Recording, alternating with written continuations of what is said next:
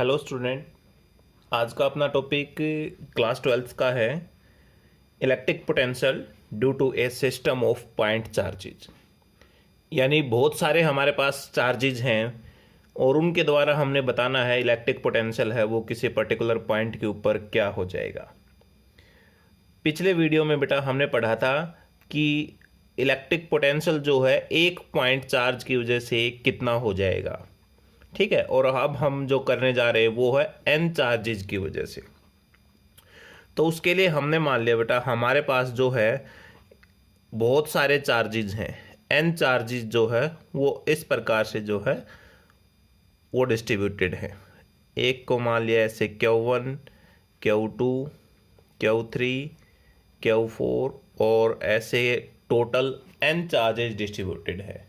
और in charge की वजह से यहाँ कोई पॉइंट P है जिसके ऊपर हमने इलेक्ट्रिक पोटेंशियल बताना है कितना हो जाएगा। तो यहाँ से इसको मिला देते हैं, यहाँ से इसको, और इस प्रकार से जो सारे चार्जेज हैं उनको इस P पॉइंट से हम मिला देते हैं। ये जो डिस्टेंस हो जाएगा इसको हमने मान लिया R1, इसको R2, ये R3 और ये हो जाएगा R4, ऐसे ही ये हो जाएगा Rn डिस्टेंस हो जाएगा, ठीक है। तो P पॉइंट है जहां पर हमने इलेक्ट्रिक पोटेंशियल जो है वो कैलकुलेट करना है इन सब चार्जेज की वजह से।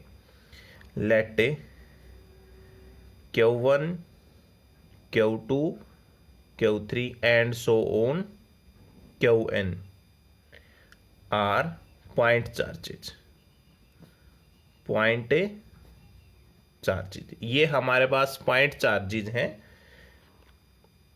और ये डिस्क्रीट मैनर के अंदर जैसे यहां पर सेपरेटेड है। We find electric potential due to these system of charges. हमने इस पूरे सिस्टम ऑफ चार्ज की वजह से इलेक्ट्रिक पोटेंशियल बताना है P पॉइंट के ऊपर कितना हो जाएगा। और इनका डिस्टेंस कितना है, इनका डिस्टेंस है बेटा R1, R2, R3 and so on Rn respectively. ये इनके बीच का जो है डिस्टेंस है। अब हमने पहले P पॉइंट के ऊपर Q1 चार्ज की वजह से इलेक्ट्रिक पोटेंशियल बताना है, ठीक है। Now potential due to charge Q1 charge की वजह से पोटेंशियल कितना हो जाएगा वो हमने मान लिया कि V1 पोटेंशियल हो जाएगा और किसके इक्वल 1/4πε0 Q1 और R1, क्योंकि हमने बताया था K Q1 divide by R1 यानी K Q divide by R के बराबर, और K की वैल्यू हो गई 1/4πε0। तो इसलिए एक चार्ज की वजह से हमने बता दिया ये हो जाएगा। ऐसे ही बाकी चार्ज जो है उनकी वजह से पोटेंशियल हो जाएगा। Similarly potential at P due two charges Q2, Q3 and so on Qn। Q1 charges की वजह से जो पोटेंशियल हो जाएगा कितना हो जाएगा, V2 की वजह से हो जाएगा 1/4πε0 Q2 डिवाइड बाई R2। ऐसे ही V3 जो पोटेंशियल हो जाएगा वो कौन सा हो जाएगा 1/4πε0 Q3 divide by R3 and so on जो है इस प्रकार से चलता रहेगा ये। और Vn पोटेंशियल अगर देखें तो किसके equal 1/4πε0 Qn divide by Rn। ये हमने n चार्जेज की वजह से जो है वो पोटेंशियल कैलकुलेट कर लिया। पोटेंशियल आपको पता है बेटा कि एक स्केलर क्वांटिटी है, इसलिए जो टोटल पोटेंशियल होगा P पॉइंट के ऊपर वो किसके बराबर होगा, algebraic sum of potential due to individual charges. जितने भी जो चार्जेज है सबके अलजेब्रिक सम के बराबर होगा, ठीक है। तो देखिए we know that we know that potential is a scalar quantity. So total potential at point P due to total configuration will be the algebraic sum of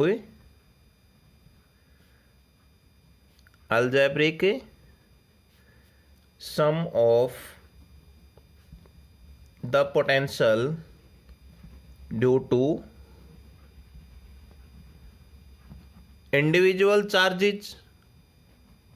ठीक है, तो इसको हम क्या लिख सकते हैं, दैट इज टोटल पोटेंशियल किसके बराबर होगा, V1 plus V2 plus V3 and so on Vn के बराबर होगा।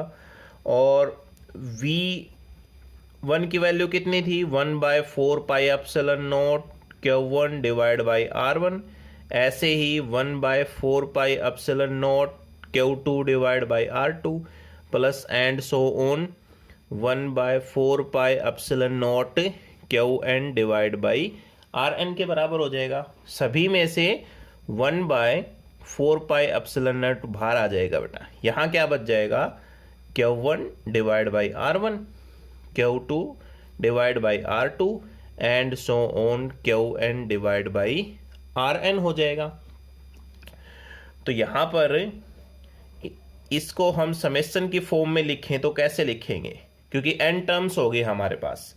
तो देखो 1 तो यहाँ पर भी 1, 2 है तो 2 है, n है तो n है। इसका मतलब Qi डिवाइड बाई Ri, और जहाँ से शुरू करते हैं वो वैल्यू नीचे होती है। 1 से शुरू हो रही है तो 1 कहाँ पर ख़त्म हो रही है, n तक।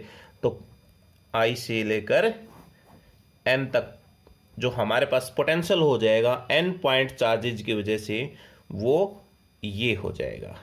ठीक है बेटा।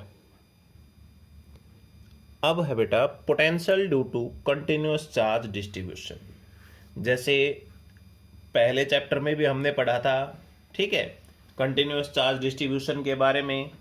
और उसी तरह से हमारे पास यहाँ पर आता है potential due to continuous charge distribution.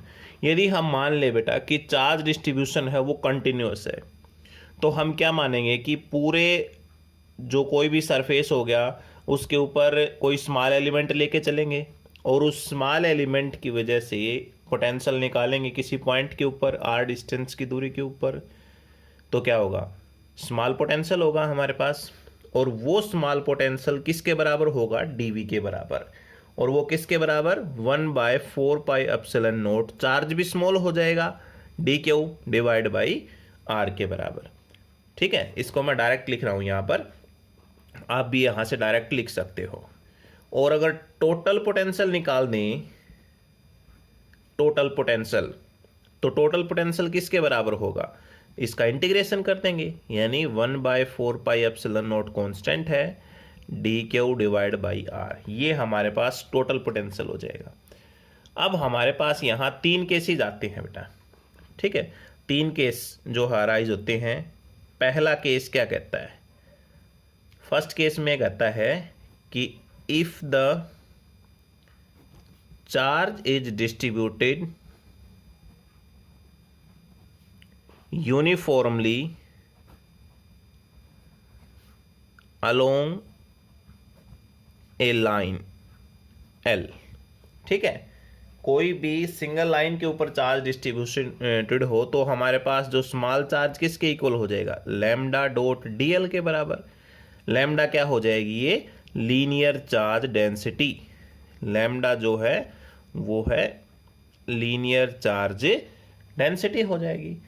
तो यहाँ से हम क्या लिख सकते हैं, पोटेंशियल किसके बराबर हो जाएगा, 1/4 pi epsilon nought whole length के द्वारा इंटीग्रेशन, और dq की वैल्यू क्या हो जाएगी, लैम्डा डॉट dl और डिवाइड बाई r के बराबर।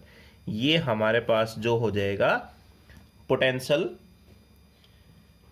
Due to continuous charge distribution. और कंटिन्यूअस चार्ज डिस्ट्रीब्यूशन कैसा है बेटा हमारा, अलोंग ए लाइन जिसकी लेंथ कितनी है, L है।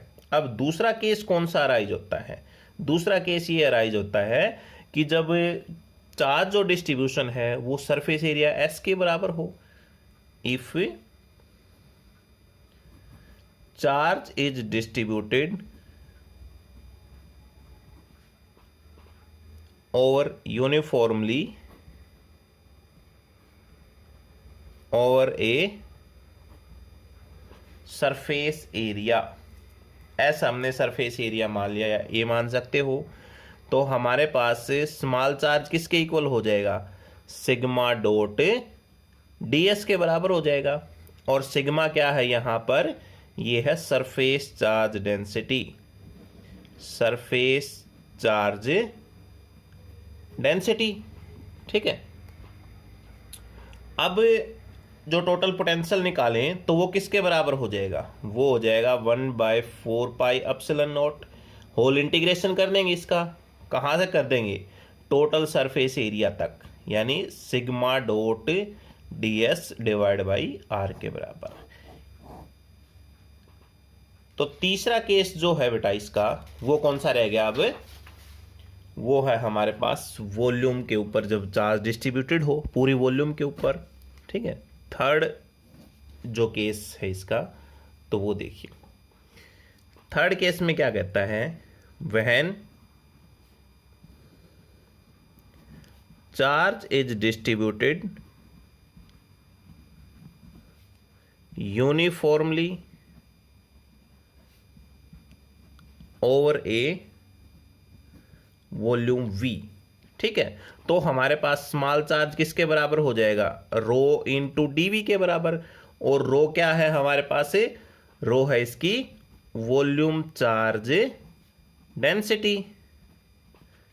ठीक है, तो टोटल पोटेंशियल किसके बराबर, 1/4 pi epsilon nought rho into dV, और इसका इंटीग्रेशन कर देंगे हम कहाँ तक, होल वॉल्यूम के साथ। तो ये हमारे पास टोटल पोटेंशियल हो जाएगा जब कंटिन्यूस चार्ज डिस्ट्रीब्यूशन कैसा हो, पूरी वॉल्यूम के ऊपर हो। अब टोटल पोटेंशियल निकाले हम। Now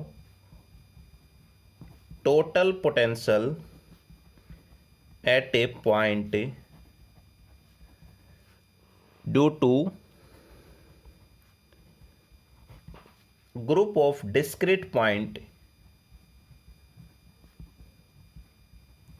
charges as well as due to all the three distribution of charges। ठीक है, तो अभी आपको बताया था मैंने कि पोटेंशियल हमारे पास क्या है कि स्केलर क्वांटिटी है, तो हम क्या कर देंगे, सबका टोटल यदि हमने निकालना हो तो इंडिविजुअली जो था हमारे पास जो पोटेंशियल था सबका सम कर देंगे, यानी V इज इक्वल टू सभी में से 1/4 पाई एप्सिलॉन नॉट कॉमन आ जाएगा। ठीक है, और समेशन ऑफ यहाँ पर क्या आ जाएगा, QI RI प्लस पे होल लेंथ का जो है lambda dot dl divide by r, plus में ऐसे ही पूरे सरफेस के द्वारा sigma dot ds divide by r, और ऐसे ही होल वॉल्यूम के द्वारा rho into dv divide by r, और यहाँ पर i की वैल्यू 1 से लेकर n तक। तो ये हमारे पास टोटल पोटेंशियल हो जाएगा जो पूरे ग्रुप की वजह से अगर हमें निकालना हो तो इनको आपने अच्छे से करना है बेटा। कहीं पर भी अगर कोई डाउट आए तो आप कमेंट बॉक्स में ज़रूर लिखें, और यदि आप इस चैनल के ऊपर नए हैं तो आप इस चैनल को ज़रूर सब्सक्राइब करें, अपने दोस्तों के पास भी शेयर करें। Thank you.